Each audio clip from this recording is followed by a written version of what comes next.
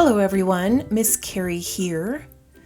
Today we're creating a heartwarming scrapbook layout that features a modern quilt background and a few beginner-friendly techniques.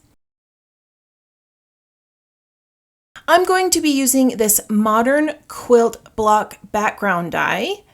This is perfect for those of you who are card makers, like I am.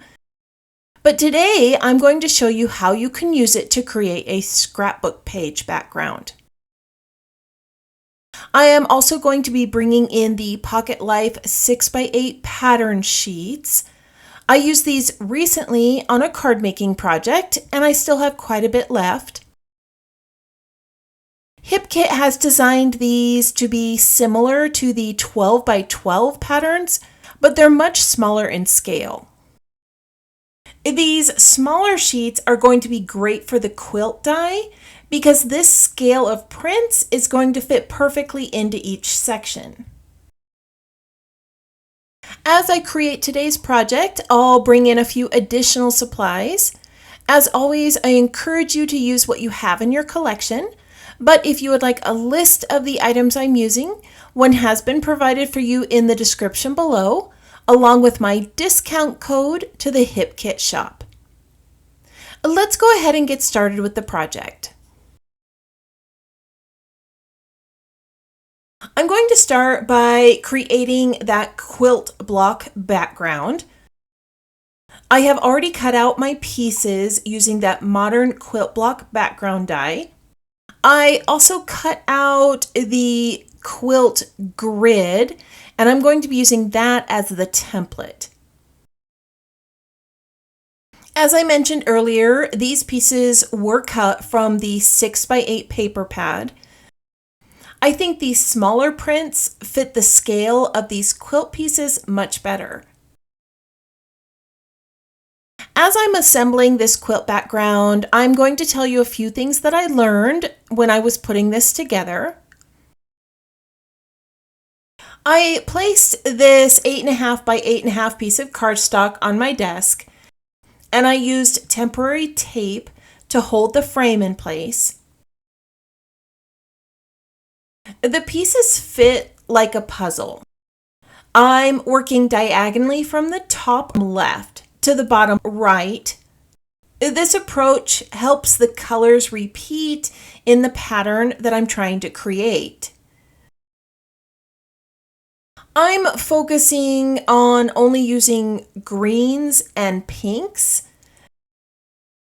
These colors are soft and sweet and playful, and using this limited color palette is going to help avoid overwhelming the layout.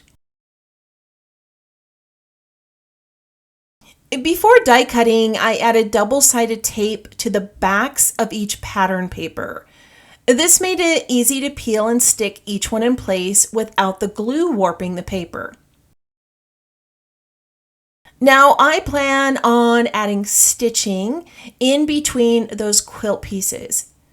If you do want to add stitching directly to the pattern pieces, you're going to want to use glue instead. Double-sided tape is going to gum up your sewing machine. All right, I'm getting to the end here. I'm going to finish this off camera and add some stitching details. Then I'll share the rest of the assembly process with you.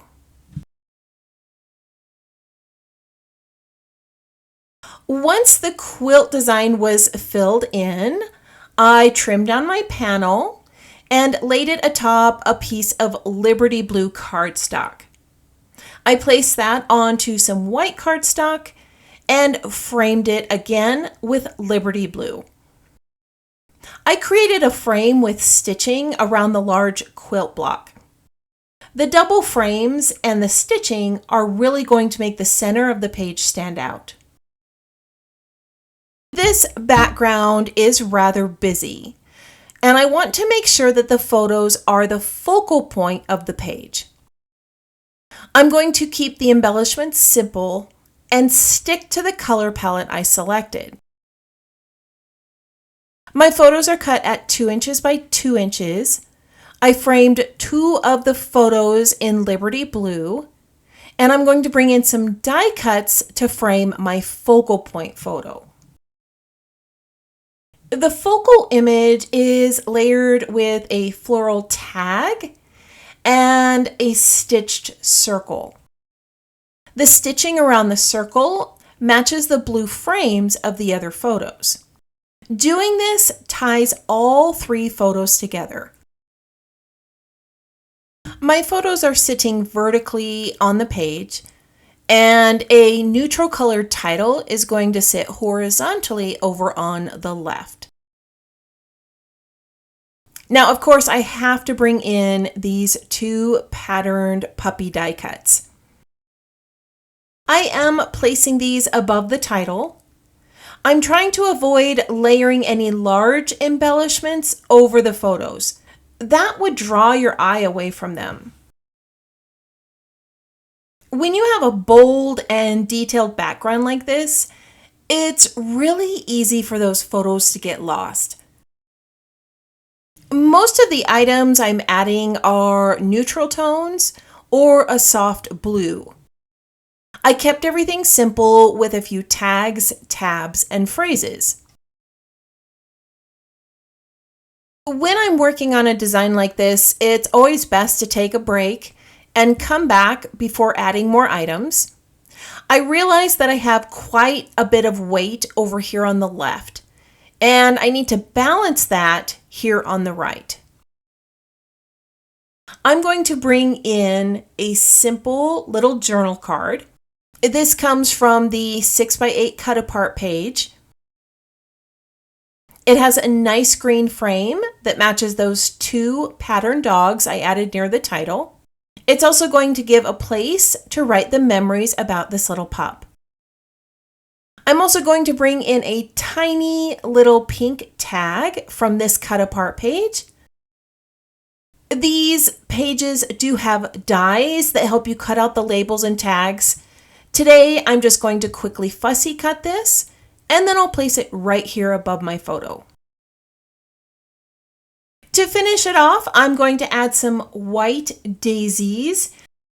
This little puppy's name is Daisy, so I thought that these would be perfect for the page. The clusters are going to be grounded by tucking elements under the photo mats and overlapping borders.